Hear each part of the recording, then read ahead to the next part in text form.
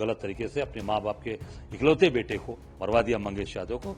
अब ये पूरी तरीके से घिर गए हैं तो उसका ये जवाब दे रहे हैं, उसमें ये अपनी सफाई पेश कर रहे हैं। वो लोग हैं, कांग्रेस जहां अत्याचार अन्याय होगी किसी के साथ होगी, चाहे वो कोई व्यक्ति, ये सरकार फर्जी तरीके से लोगों को मार रही है, वहां कांग्रेस पार्टी का एक कार्यकर्ता डट कर खड़ा रहेगा। कांग्रेस जहां अत्याचार अन्याय होगी किसी के साथ होगी, चाहे वो कोई व्यक्ति, ये सरकार फर्जी तरीके से लोगों को मार रही है, वहां कांग्रेस पार्टी का एक कार्यकर्ता डट कर खड़ा रहेगा और निश्चित उनके साथ खड़ा रहेगा।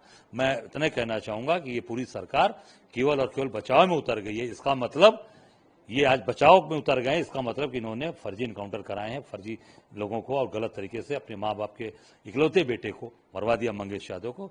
अब ये पूरी तरीके से घिर गए हैं तो उसका ये जवाब दे रहे हैं, उसमें ये अपनी सफाई पेश कर रहे हैं। एक और बड़ा अहम सवाल है सर, मायावती कार्यालय पर मायावती द्वारा बुकलेट बंटवाई गई जिसमें बताया कि 2019 में किस तरह से समाजवादी पार्टी के साथ उनका गठबंधन टूटा। उनका कहना है कि अखिलेश यादव फोन नहीं उठाते थे, वहीं अखिलेश यादव का कहना है कि उनको जानकारी तक नहीं मिली, अलीगढ़ में वो मंच साझा कर रहे थे बसपा के नेताओं के साथ और अचानक से मायावती ने ऐलान कर दिया गठबंधन को। देखिए, मैं तो नहीं कहना चाहूंगा, मायावती जी को वर्तमान की स्थिति पे बात करना चाहिए।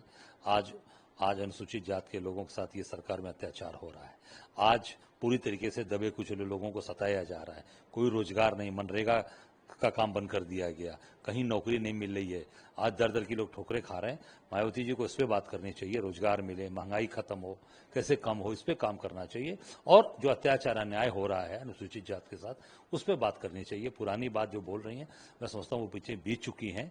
अब जो वर्तमान की स्थिति है, मायावती जी को उस पर स्टैंड लेना चाहिए, उस पर बोलना चाहिए। मल्लिकार्जुन खड़गे जी ने जम्मू कश्मीर से बड़ा बयान दिया। उन्होंने कहा कि अगर हमारी 20 सीटें और आ गई होती तो 400 पार का नारा देने वाले आज जेल में होते। मल्लिकार्जुन खड़गे साहब ने सही कहा, हम उनका समर्थन करते हैं। और निश्चित तौर से भारतीय जनता पार्टी के लोग अब इतने समझ सकते हैं कि भारतीय जनता पार्टी के लोग किस तरीके से गलत चीजों में इन्वॉल्व हैं। इन्होंने जितने भी निर्णय लिए उसमें किस तरीके के गलत निर्णय हुए हैं जिससे ये जेल जाने की स्थिति में खड़े हैं, जैसा मल्लिकार्जुन साहब ने कहा है।